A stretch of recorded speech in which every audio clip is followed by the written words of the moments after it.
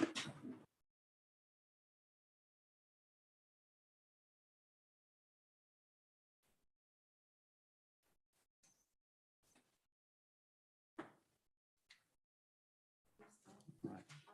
can do roll call for the Firefighters Pension Board meeting September 20th at 10:02.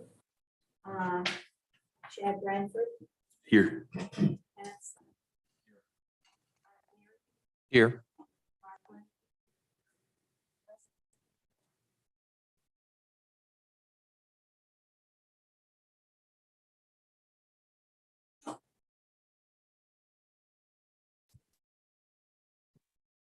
I apologize. I didn't hear. I'm having a hard time hearing whoever is calling out.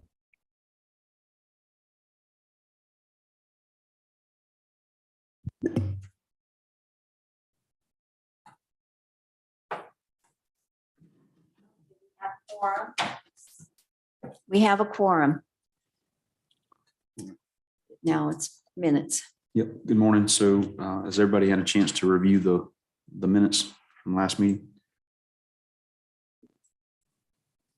Any changes need to be made?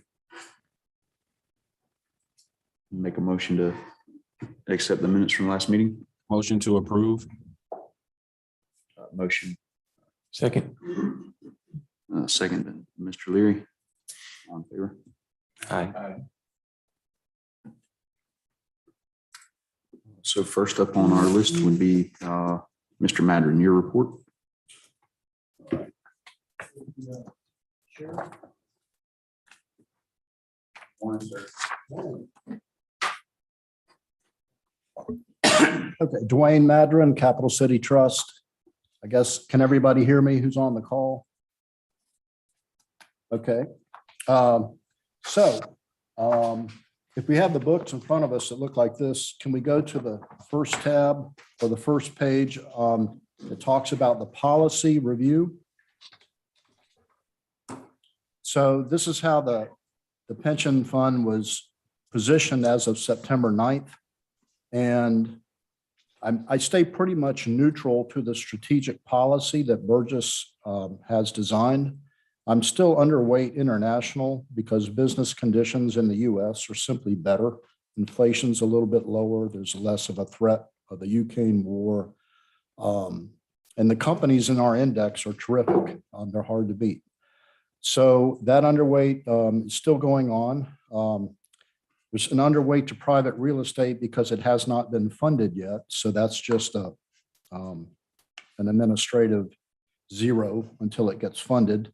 Neutral on infrastructure, neutral on convertible bonds, a little bit overweight in bonds, fixed income, because I think we're going to fund private real estate out of fixed income. And when we do that, fixed income will be neutral.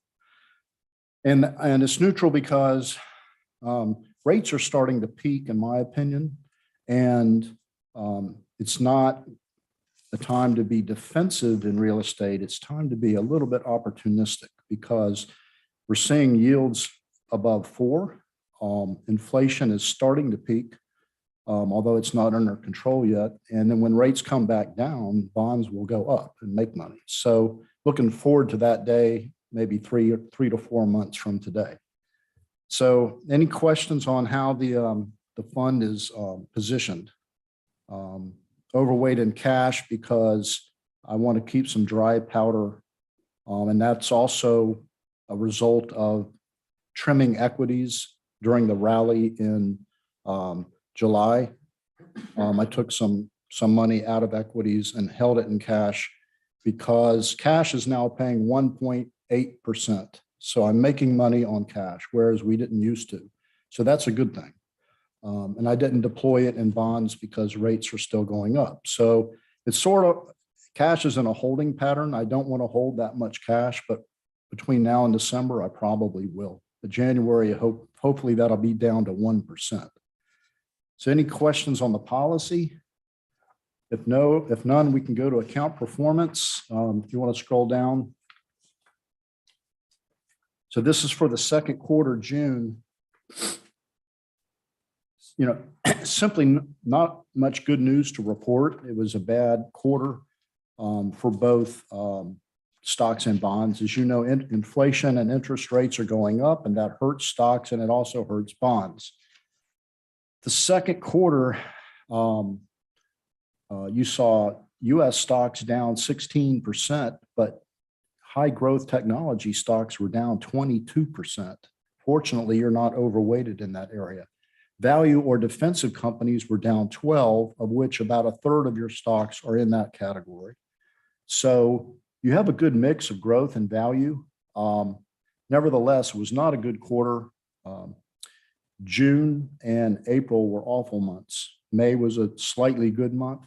So all in all, because of 2 interest rate increases and 50 basis points in May, 75 basis points in June, recession worries, the Ukraine war causing energy prices and wheat prices to go up, wage inflation. Some companies find it hard to find employees and they're having to offer bonuses or higher wages, which is causing prices to go up. So you put all that together and and US GDP declined, the economy shrank 1.6%, and we officially entered a bear market. And here's 2 statistics which sort of shocked me, and I don't think things can get any worse. But the first half of this year through June 30th was the worst equity market in 50 years. It's the worst bond market since 1980, because year-to-date bonds are down 10.4. So if there's a silver lining, we almost have nowhere to go but up. So my estimation, Burgess, is for equities fiscal year to date through September of yesterday's equities are down 20. And you probably already know that. So again, some years are good and some are not. 2018 was a bad year. 2015 was a bad year. 2008 was a bad year. Every now and then you're going to have a bad year. And this is one of them. I can't make it, I can't sugarcoat it. The bright side is most people are employed. The unemployment rate is low. If there is a recession, you may not notice it because it's only in some areas, and in other areas are doing fine.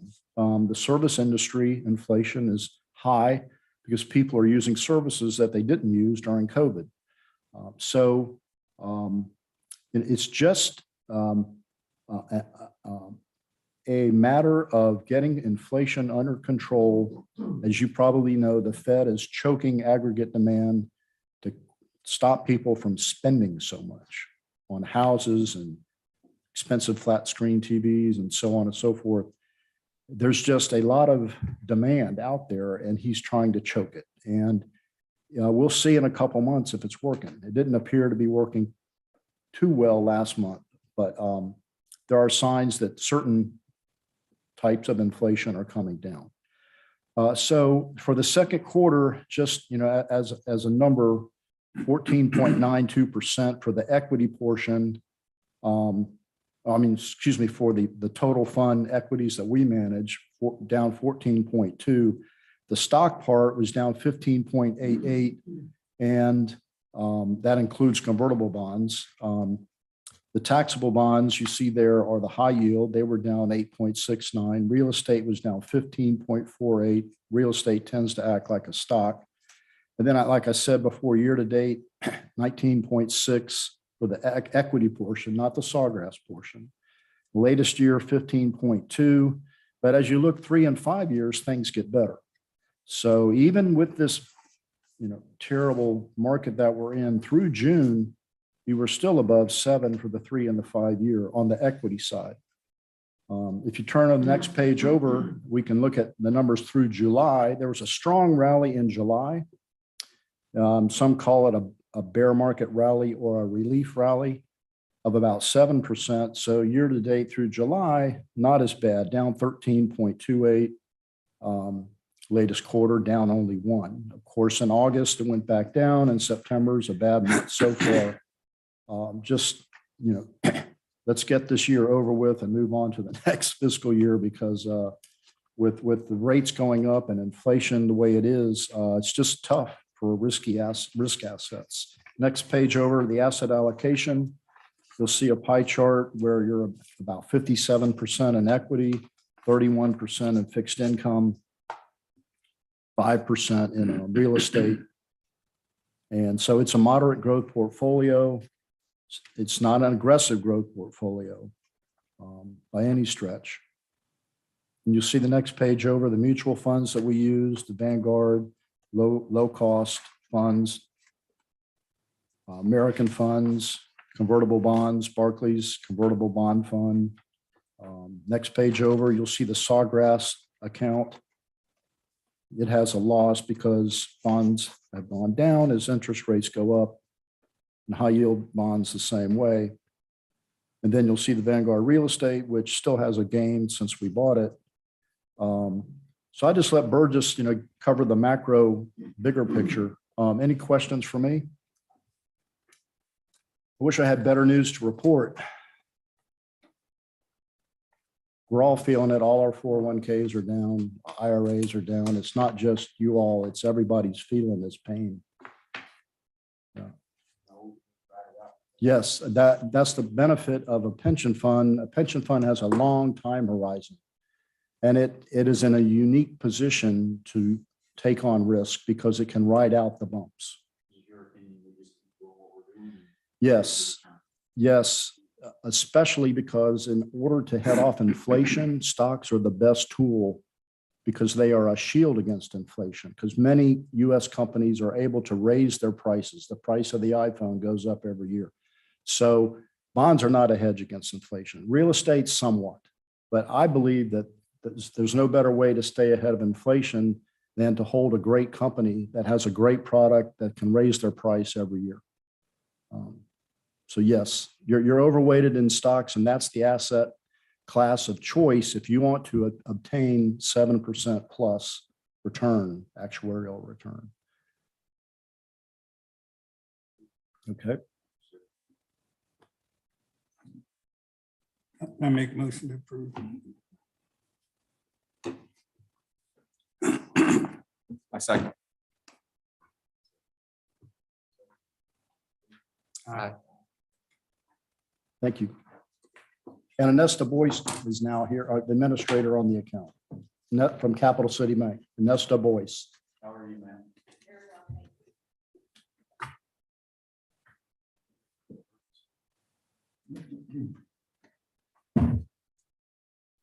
I'm gonna stand here because I've been driving all morning. I have to see the stand.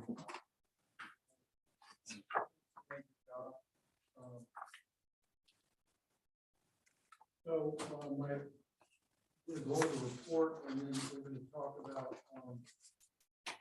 the private real estate recommendation.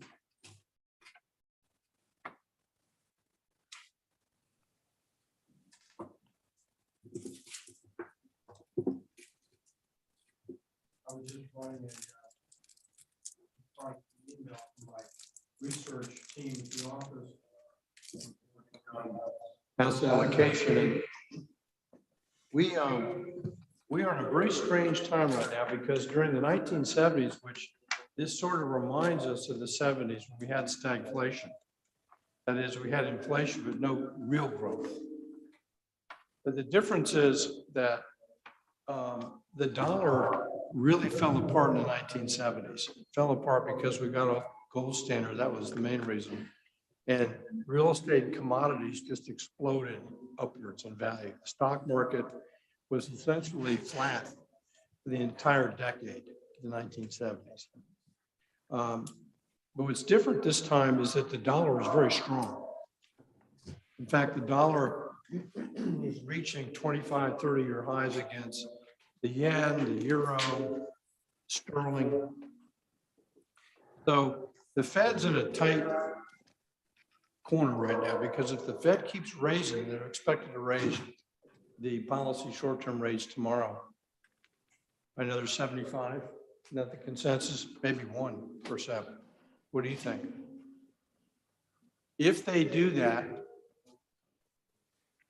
if they keep raising rates, it's going to make the dollar even stronger. Now that's good in one sense is that it protects us against inflation because imported goods get cheaper. We import everything. The rest of the world makes everything and we buy it. All right. But many countries have dollar denominated debt. And if the dollar keeps going up in value, they can't pay the loans off.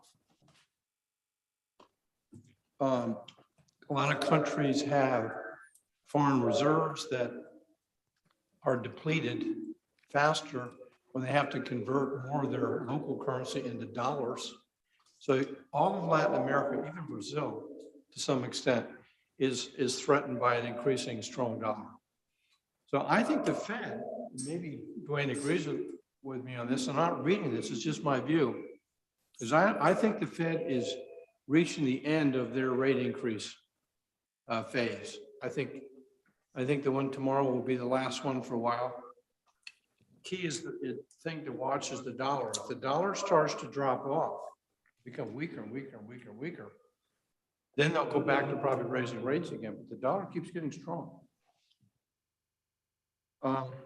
Another point I want to make is international stocks, with the exception of China, have underperformed US stocks for 14 and a half consecutive years. This is the longest run. We went back to 1971. This is the longest stretch where foreign stocks have done so poorly. And Dwayne has an underweight in international. The Kissimmee Firefighters asked us to do this study. And the question was raised, should we even have international? I mean, it's done so poorly. The reason why international has done so poorly is because the US has been such a tech giant. We've led the world with technology, with innovations. Tesla's a great example. Biggest performer in 2020. And where the international companies really have not been able to keep pace with US technology. And that's the primary driver of US outperformance.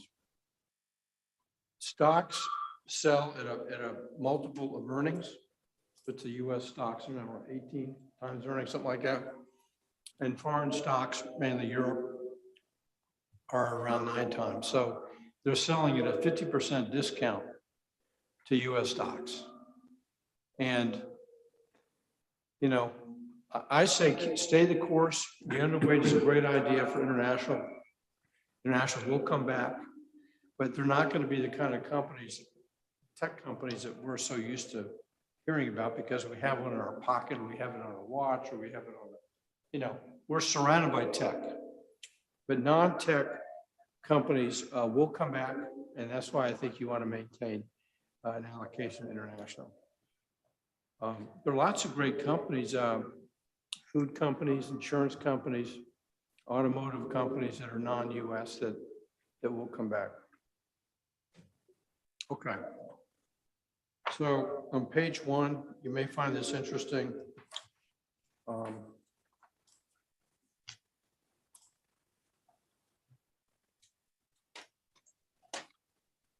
And I think any of you who I know all of you are bass fishermen, so you know you like to get out on the river and get up on a plane. But the amount of stimulation that has gone into the system since COVID started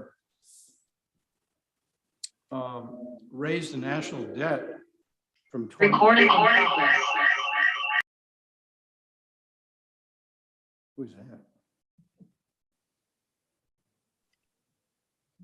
Sorry, everybody. It's me. My iPad died, so I'm just signing in on my phone. It's Anna Parrish. Okay. So with the national debt going up so much from 22.7 to now, it's over 30 now. And the Federal Reserve weighing in with its quantitative, well, just say their open market operations to keep rates down. All of that money that poured into the system has really choked our economy from the standpoint of there's too much demand for everything. And when I went back and looked, I went back 40 years, back to the Carter administration, Jimmy Carter, because he had a rough time with all this stuff. And the GDP on a nominal basis, what you hear on TV is GDP after inflation, or real GDP, but nominal GDP is running at 1.4 times the 40-year average. So that's like taking a super tanker and getting it up on a plane, very difficult to do and very hard to get it off that plane once you get all that inertia. And that's the problem right now. All this inertia in the system that has jacked up the economy. They're not really sure how to slow the boat down. That's exactly what's going on. So we have a big headwind now caused by inflation, and we have an increasing headwind that's going to be caused by the Fed further tightening of interest rates. On page 4 are my summary remarks. Yes, sir. Sure. What does that mean for us? That's a good question. What it means is that we need to find ways to participate in this inflation. We need to make money with inflation, and that's why we're going to talk about private real estate in just a minute. For the city is going to go through a period of, and this is happening all over the United States with pension plans. It's likely that the minimum required contribution will be kind of steadily going back up again. Now, the actuary doesn't use all of last year's you had a big year last year in the market. But Patrick didn't use all of that up in 1 year. He spreads it out. I believe, was it 4 years? 4 or 5. It's either 4 or 5. I think it's 4. He'll spread out last year's big gains over the next 4 years, including the 1 year, well, I guess 3 more years left. So, well, this year, next year, and the year thereafter. So it makes the accounting more. It takes a burden off the city. The city's budget doesn't get hammered as hard in 1 year. It gets, that hammering, if you will, is spread out over time. It's more of a delayed impact on the city's finances.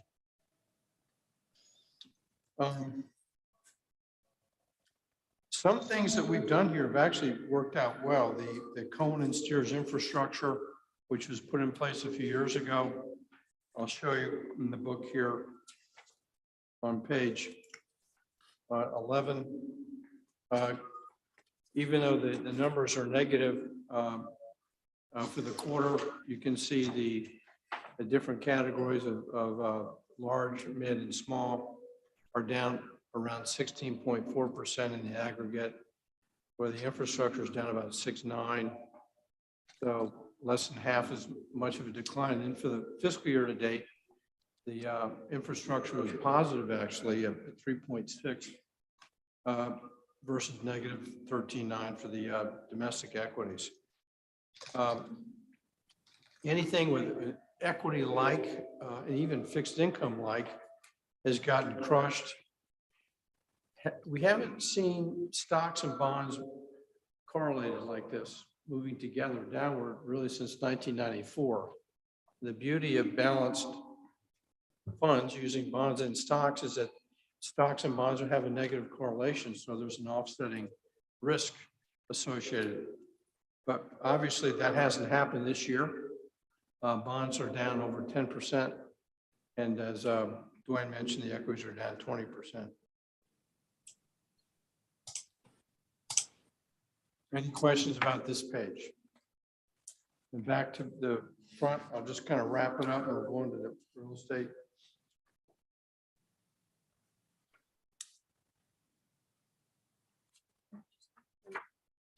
Back to page 4.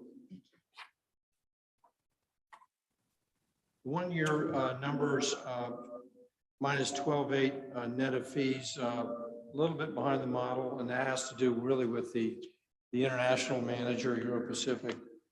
They had a terrible fourth quarter of last year and first quarter of this year. Great firm, we'd recommend them. There's just their exposure to China, mainly emerging markets, adversely affect their performance. And so there's a 10-year average here of 6.9%.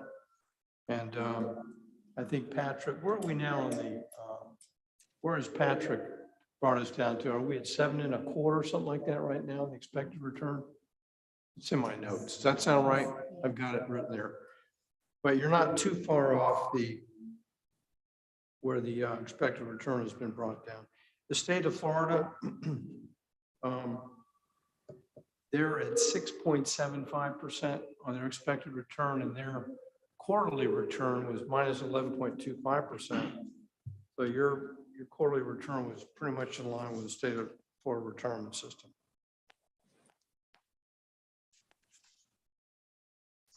Any questions about my report?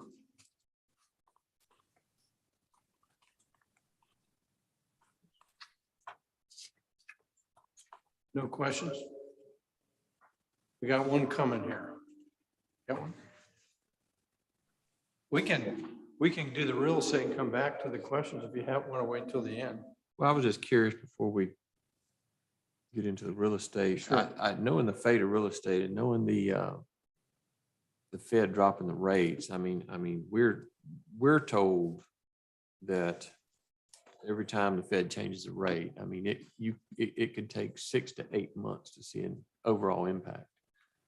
So knowing they've changed it so many times, if you add just 6 months to each time they've changed it, it's like you say, it may take years for, positive things to really happen. And knowing real estate, we've already seen a slowdown in requests for private real estate. So is that something, I know you'll get into it, but Yeah. we still want to pursue this, even though that slowdown may be taking. And let me attack it this way. We have gone through real estate cycles where we've had too much real estate in the system, excess supply. Then you have to slow down the economy. People don't renew their rents. People vacate retail. They vacate office buildings. They vacate industrial. It's different this time. There is a huge premium in construction costs. In fact, a lot of projects that have been delayed or canceled because of the high labor costs. It's not just labor costs, it's getting people to show up. Material costs have gone through the roof. A block, was it $1.05? Now block is over $2 a piece. I don't know where block is right now. We've seen the lumber thing go up and come back down. The mills don't want to expand their production because they got bit. The last time they did that, they got hammered in 09, 010. So there's a supply factor that's not building like it has historically. That's one positive. Even though rates are coming up, they still have quite a ways to go before they're really going to be repressive or depressive on the commercial real estate market.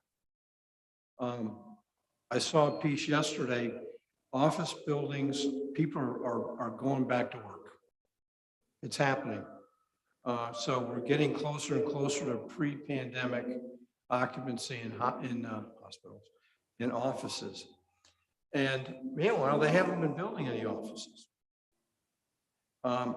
Retail has come back, and that's one reason why FedEx is in so much trouble, as people aren't ordering as much stuff on Amazon. So Amazon is actually canceled, I think, 50 new distribution facilities, and FedEx is taking it on the chin, not only here, but in Europe and in China, because people are not buying as much stuff as they were before on the internet.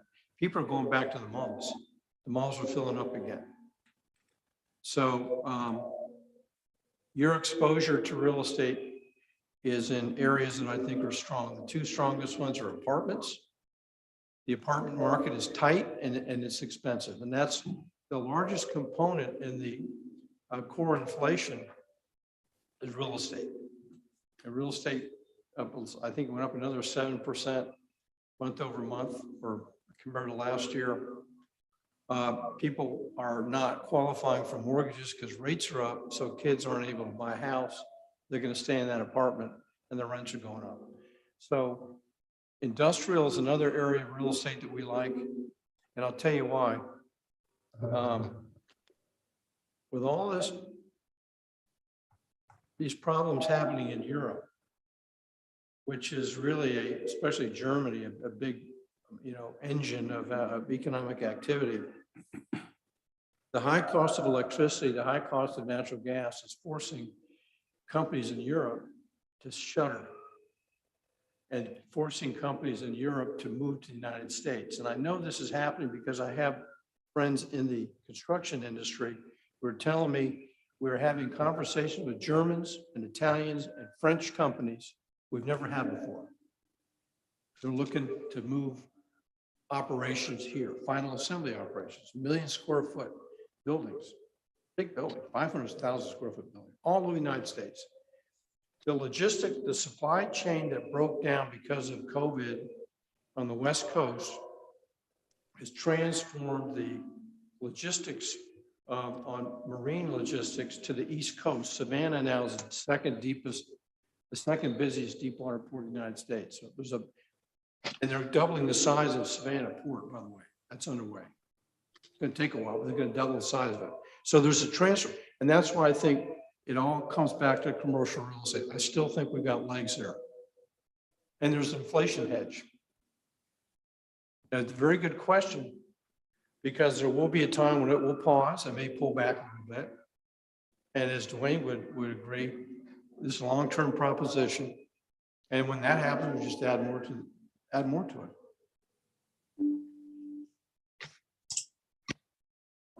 That's for me. I'm so far on this, but you can change my mind. Just, we can keep talking.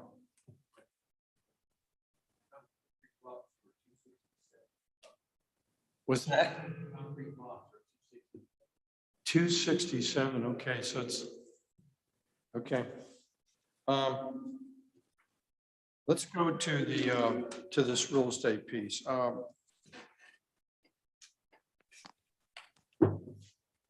First page I want to take you is page 8.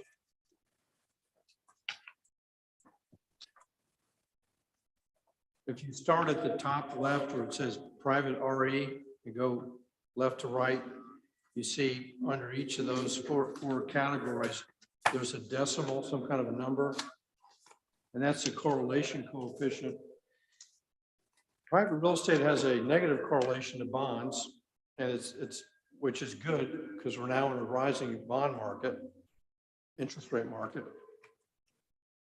Correlation to the S&P 500 is only 15% correlation. 1.0 would be perfectly correlated.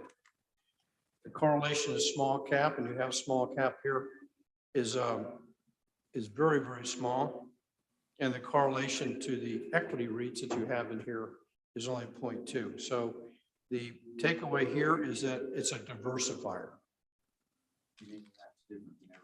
It moves and it has its own circumstances and influences that drive its behavior unrelated to the rest of the markets. So that's an important illustration of diversification.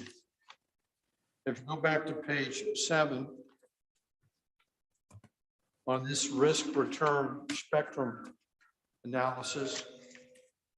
Excuse me, Burgess, am I on the right area? Because you're saying. Oh, I'm sorry. No, we're looking at the supplemental piece that I handed out.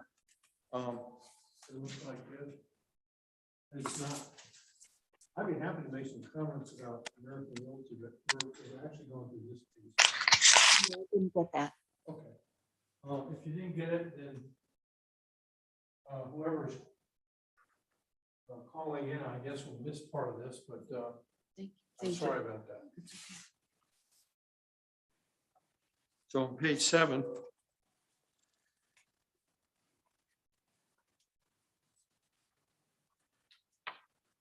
you can see that where American Realty is located here, the blue dot. If you go further up the 45-degree slope there, you're getting into more risk. And you go all the way down to the bottom left, you're getting into debt and mortgages, things that tend to be very low risk. So there's another way to look at the risk profile.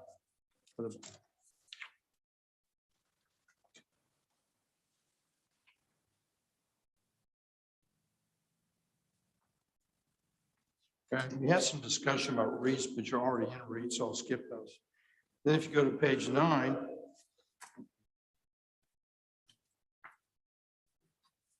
you can look at the Sharpe ratio, which is a measure of returns versus over volatility. And private real estate has a higher Sharpe ratio than these other categories, which means that you're being better rewarded for the volatility, and that's because the volatility is so low. You can see on the left-hand annualized return graph, scattergram, private real estate is well to the left of equities. That means lower risk. And of course, there's some higher risk associated versus straight bonds. But I would argue right now, the straight bonds are exhibiting unusually high risk right now. So within these categories, private real estate is clearly the winner against both stocks and bonds. At the top, this is a indication of where the returns are coming from. You look at the 10-year average. Actually, if you look at the 44-year average, most of the returns came from income. Over the last 10 years, it was slightly in favor of appreciation, 5.7% versus 4.6%. We had a big pop last year, so we got a big dose of inflation last year. The private real estate is doing well this year, and so we're probably going to see something similar to. We'll probably see a double-digit return for this year in private real estate. On the next page, on page 10, gives you a sense of the diversification by asset or property type. The largest allocation that they have is an industrial at 35.4%. That's over a third. And I think that's the highest weighting they've ever had in industrial. And these are, you see them all over the place. These are distribution centers and factories, final assembly facilities. It's not just department stores and retailers, it's industrial manufacturers. Residential is the next highest category. So you can see over 60% of the diversification is in industrial and residential, the two hot areas. Office is coming back now, as I mentioned, and retail is coming back. The portfolio overview, there's $8.5 billion in it in the program. Their leverage is very low. Only 18% of the portfolio is debt. So the other 22% is equity. So you're putting an equity allocation into this pool. 93% leased. And they have 82 different properties around the United States. Now, we work with a number of these programs, about 5 or 6 companies. American's one of them. The reason why they're the ones that made the final cut here, not only do they have great performance, and we've worked with them for many years. In fact, Port Orange Fire was the first client that we presented to them over 10 years, probably over 15 years ago, and they're still there. And it was their first or second client in Florida. But because of your size, I had to do a lot of, well, let's just say we have such a good relationship, they took on the account. This is a small account for them. And there's some requirements that they impose on plans size-wise to be able to qualify. I was able to get you and the police and the general fund, if we came in together, to qualify for this program.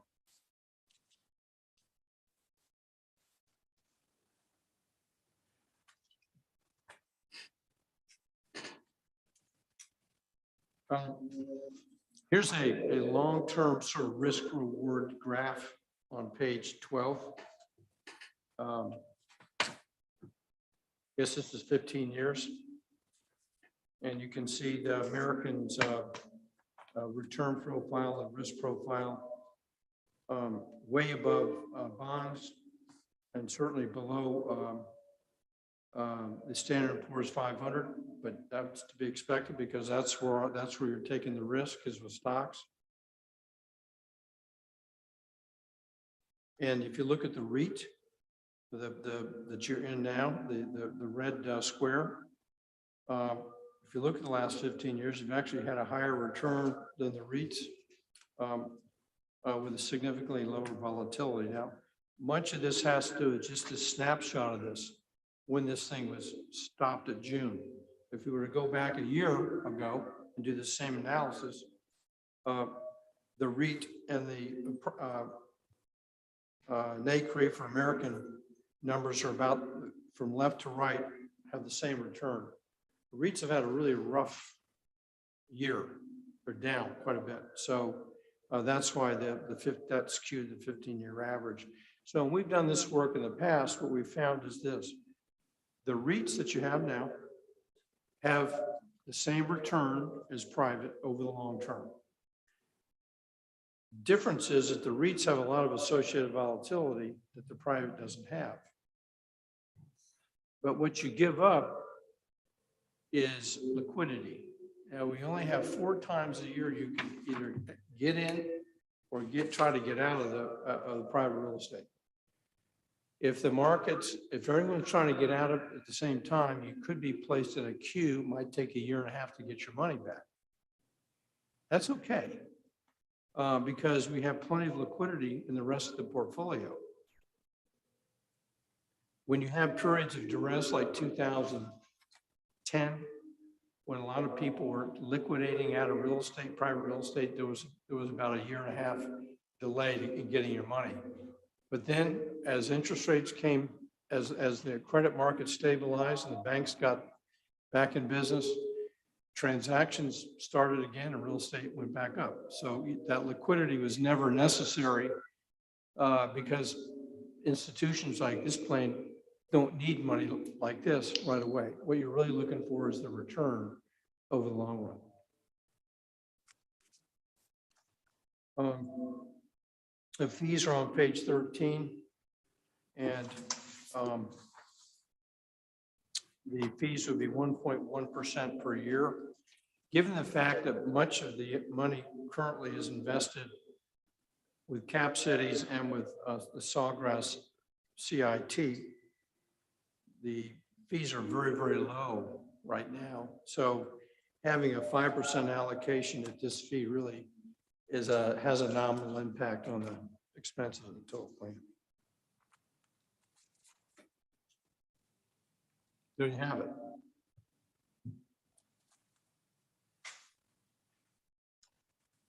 So to cap it off, it's a diversifier. You saw that in the correlation analysis. It's much lower risk than stocks.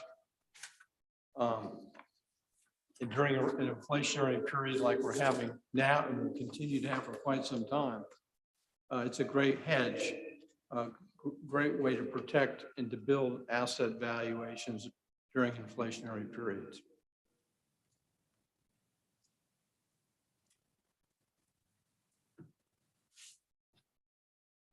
Remember in the 70s, the inflation came about because the dollar tanked. The dollar just fell completely out of the sky, just got cremated, the dollar. This time, the inflation is coming from that massive spending that began 2 years ago that finally caught up with us. That's where all this inflation has come from. So it's very different, it's a completely different scenario than the 1970s. And that's why I think that the Fed is likely to slow down its rate increase policy sooner than later. And I should add that if the economy does begin to stall too much, the Fed can lower rates again. They can go back to their using the tool. They got a big toolbox, and they know how to crank the economy out, but they don't need to do it right now.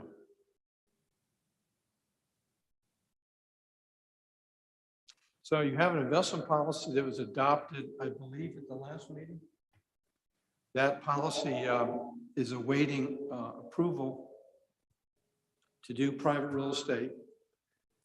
If you want to do this, this year, we have to get this done today because the wire has to be done the last week of this month because October 1st is the day when it has to be funded. The next one would be like January 3rd of next year. So it's every quarter, start of every quarter is when you can fund. You believe that this will go? I do. And we have, the majority of our clients are in this type of a product. And the reason why we didn't do this earlier, we went the REIT route because it was easy. You weren't big enough. And over time, we've been able to get more of these firms to work with us for smaller plans.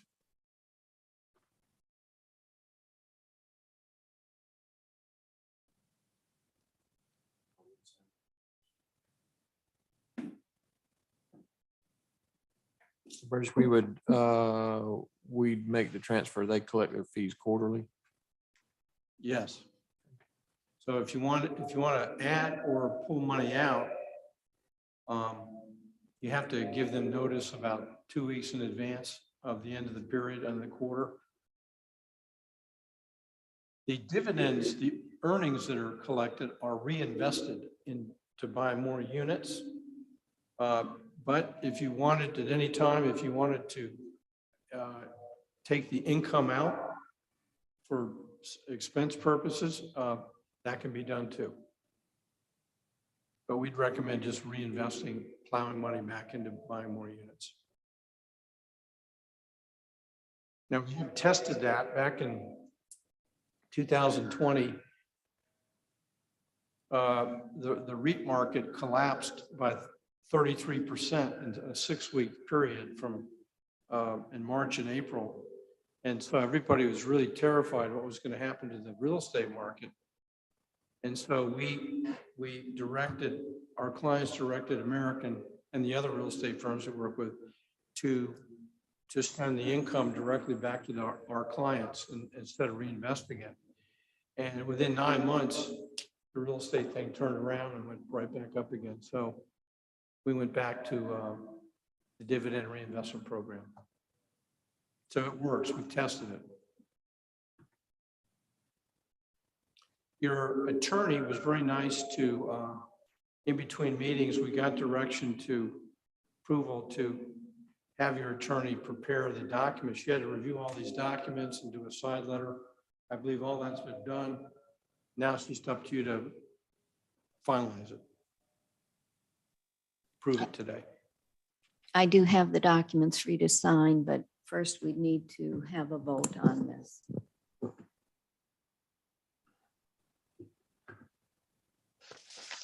Remember, if you change your mind next year or whenever, you can request a withdrawal, all or some portion. So this is not a marriage forever. You can break it off.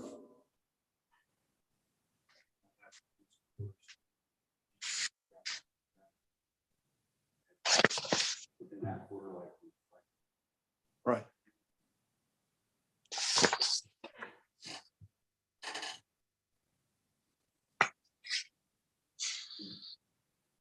Any further questions?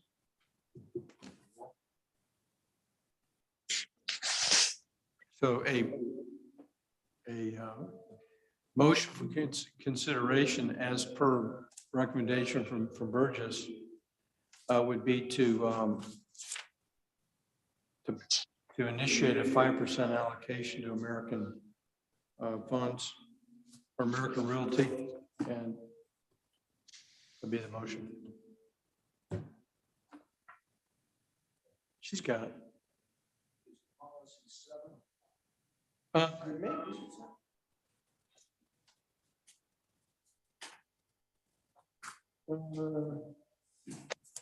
Yeah, it's 7. Sorry about that. 7.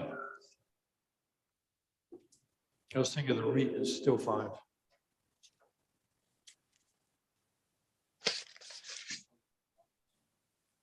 Sure. Well, it's going to come from bonds and or cash, but probably from bonds. Whatever you need to do to bring the bonds in alignment, but, and frankly, okay, then take it from bonds and or cash if you need a little bit from cash.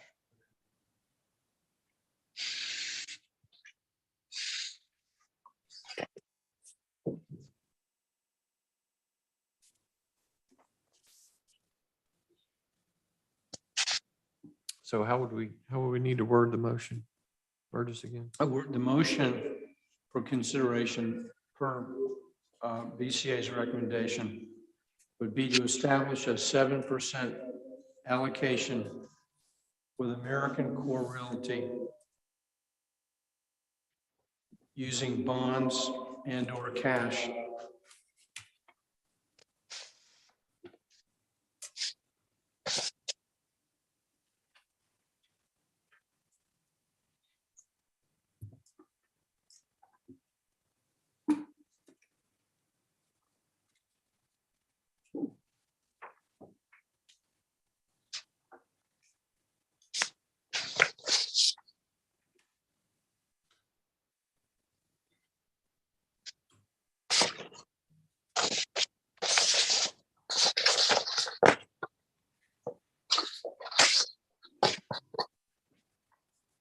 Those letters that were produced, we've got 2 copies of those. Is that, that's all that was done so far?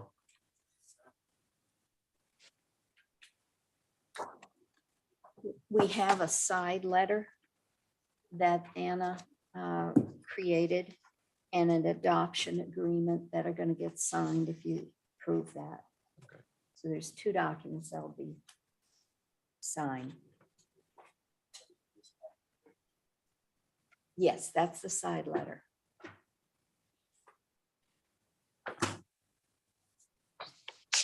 The other one looks like this. It's the adoption agreement. Are there any penalties if we decide to pull out in addition to the normal fees?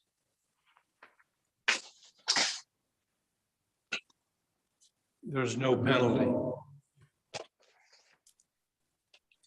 There's no commissions, there's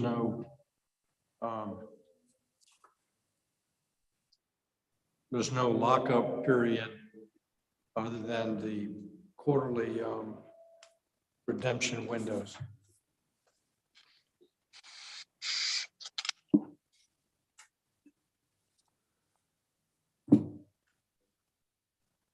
I'm going to try to get it right. Okay. Make a motion per BCA that we engage with American Core Realty, 7% allocation using bonds and cash. Yeah, 7, not 5.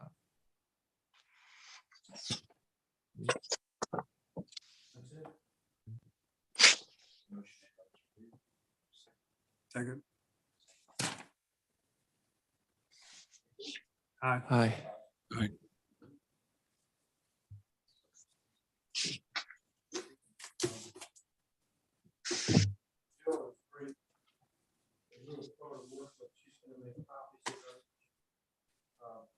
Scan it, we'll get a copy, return and get a copy. Copy here, and we'll work with Capital City to get this wired down. We gotta get this quick cut to make that cut off for the other one. Is that it, Mr. Brooks? Do you have anything else? That's it. Okay. I'd like to make a motion to-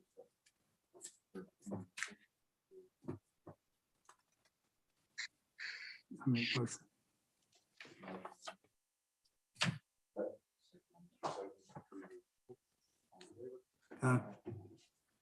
Thank you, sir. You're welcome.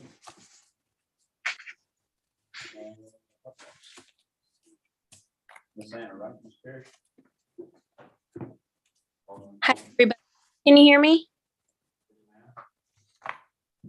Okay, I just want to note there was a lot of back and forth with the side letter, but we are happy with the final version. And the side letter basically contains all of the provisions that were not included in the adoption agreement that we feel are necessary to have representation for the best interests of our clients. So there was a lot of back and forth, but like I said, we are happy with the finished product. So that is good moving forward. And that side letter will be the same for all three funds. So all the work that was done on that was split between the funds.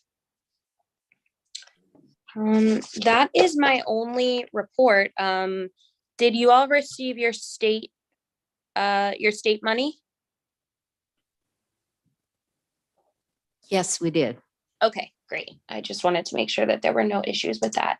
And my only other comment is that our office will be at the conference in Orlando next week, if anybody is attending. I don't have the exact amounts that we received on me, but yes, we got the checks from the state and they've been, the city has to accept the checks and then we rewrite the checks over to the pensions and they have the money. Okay, Yes, Great. they were up. Both of them, both the PD and the fire department were both up. I think fire department was up like 15, 20,000. Yeah.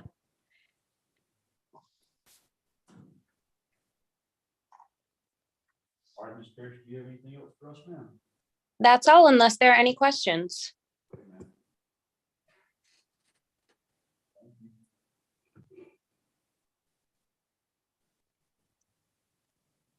What next are quarterly expenditure?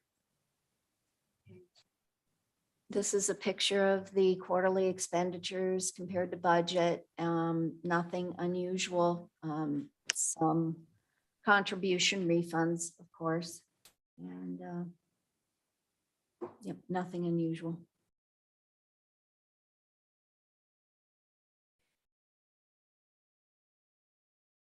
The pension payments starting in October, you will see those going up, the monthly pension payments, because the fire department and the police department are getting increases. The retirees are getting increases and they are getting their letters sent out.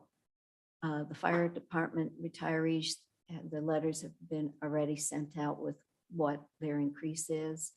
And I haven't heard back from anyone. We're still getting everyone together for the retirees for the change in their benefits because benefits have changed costs and they have to re-sign up for the new costs for the health insurance, the vision, all that. And most of them have come back in.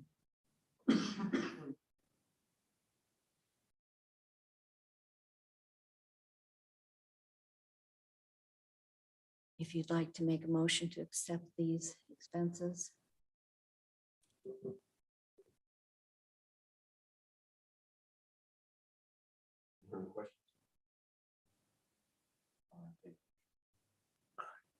Motion to accept the expenses as presented.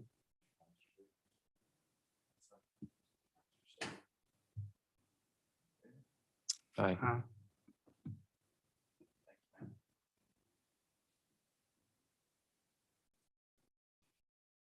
Here for public comment.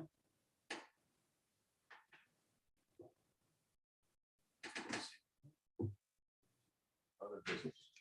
And I do have something for other business. I did drop on your desk a proposal that I've gone through with Burgess and Wayne and Patrick from the actuary as far as changing our dates for next calendar year. What we're doing with all the pensions is moving them back about a month instead of having it close to the end of the quarter that we've been doing it. We're trying to move them into the middle of the quarter. That gives us time for any changes to the real estate. Now, that's one good reason to move them back because that needs 2 weeks. And we've been, if we have, and the other reason is if we have any no quorum dates, we have time to reschedule. So this is just, it won't be voted on until December. But if anyone has any major issues with this plan or anything, please contact me and we might be able to move the dates a little bit. But it'll be all 3 plans that we're moving for because they're all going to be on the same days. Ms. Jill, can you clarify? Well, I guess we can clarify. You clarify the dates, the slashes or the dots, or Yes, the or these are the dates? yes, the February 28th, June 6th, August 9th, November. Yes. I'm trying to mark the holidays, so we're not around holidays.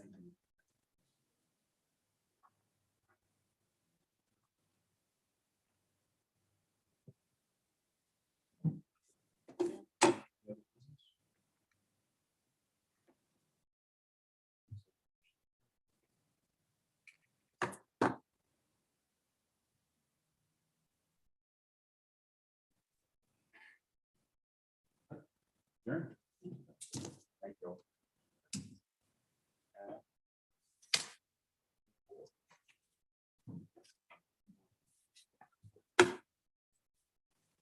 This is what's going to need to be signed. And no, these are all the, you can keep all those down.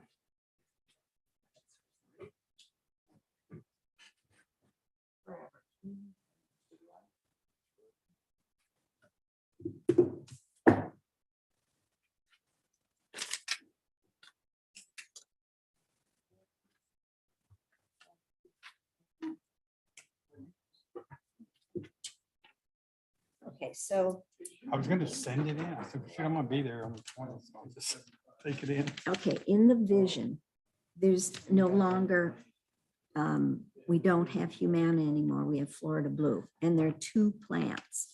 So you need to decide, do you want option 1 or option 2 in the 2 plants? And they're at different pricing. But this reflects on option 2. This is what you currently have. Oh, You okay. currently have Okay. this. What do you want to change to? But I can get you the details. Yeah.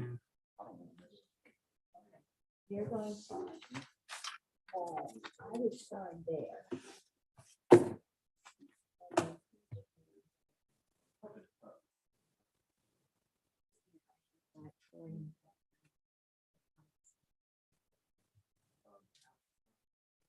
What's the one, which option was close to the old one?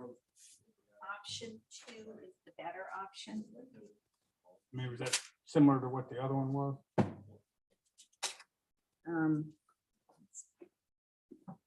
These are health insurance. Here are the 2 vision plans. Option, what you have right now is retiree spouse at 1552. So retiree spouse is either 10 or 12. They're both less than you're currently paying. Just covered the second. Second one, okay. All right, so we're just gonna put option 2. And if you sign it, we're done. Yep. Okay. Thank you. Coming to Orlando Monday with us or next Monday? Say what? Chairman. Oh, man. I go? Should have signed up. Yes. I never because signed you're up. the-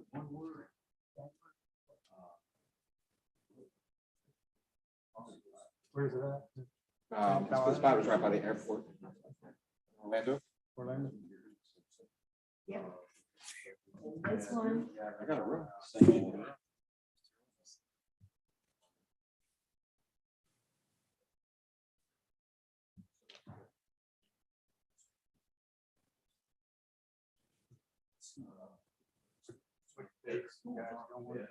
Monday it starts, so Monday, Tuesday, and then Wednesday. Are you going over Sunday? I don't think so. I have a kid. It's possible. I'm going, I can rearrange with the kids. I have kids. Possible, but you don't have a hotel It is?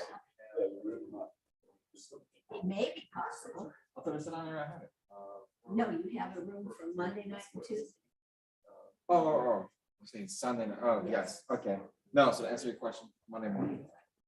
It took me a second to get what you're saying. This is from the last meeting where, So yeah, I guess Monday, everyone Tuesday. agreed to the cost response that benefits are going up. It starts at 8 o'clock. I force it double. Yeah, that was, yes, that's good. Next to the airport. Yeah, they, you can see, you know. What are you up to? Just hanging out? Going forward until Hmm? we actually. What are you up to? Just hanging out? No, I gotta go to his office. I got a couple of hard drives that I want to. Because the actuary decides if they're not making enough money on that money from the state, that brings them down. But we've been making so much money from the state. Have you seen what we're using now? We got a new program. Causes this to happen. Yeah. Well, you know, the last, Been doing yeah, it. Actually, yeah, the last few years, it's only on the swim line. That's what's causing this. So what's the?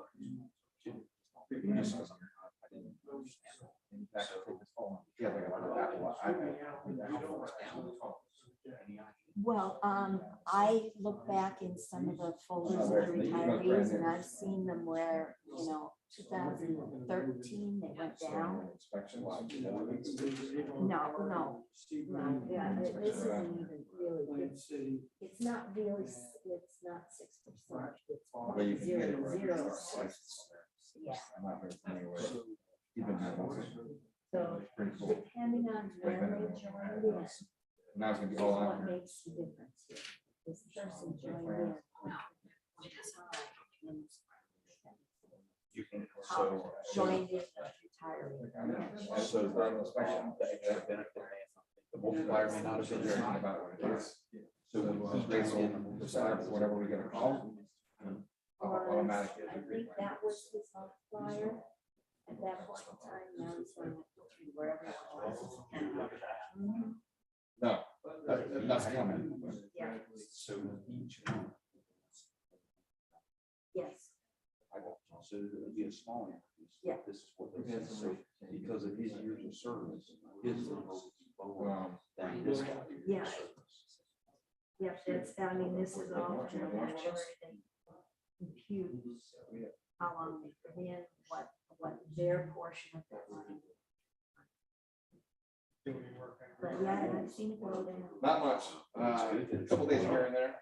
I'll tell you what, I mean, it's not bad in there. Just- I don't like it for us. Yeah, just. It's the same thing, like we're wiring up those lights over and over and over again. So it's not all day. That's what I need. The same thing over and over again. Yeah, it's. They used to have me go to Jackson. Yeah, yeah. I The mean, only nice thing is it's close, so like we're Police is here, getting that 2 minutes too. away. But they're gonna, That- no, we don't get state money in the general. So. They haven't had an increase in 15 years.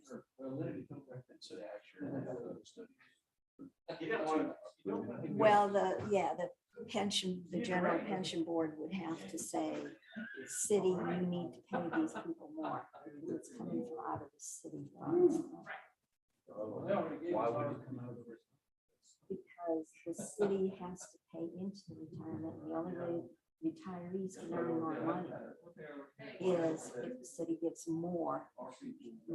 Or if the current employed people go from 6% to 7%, then they'd be funding an increase.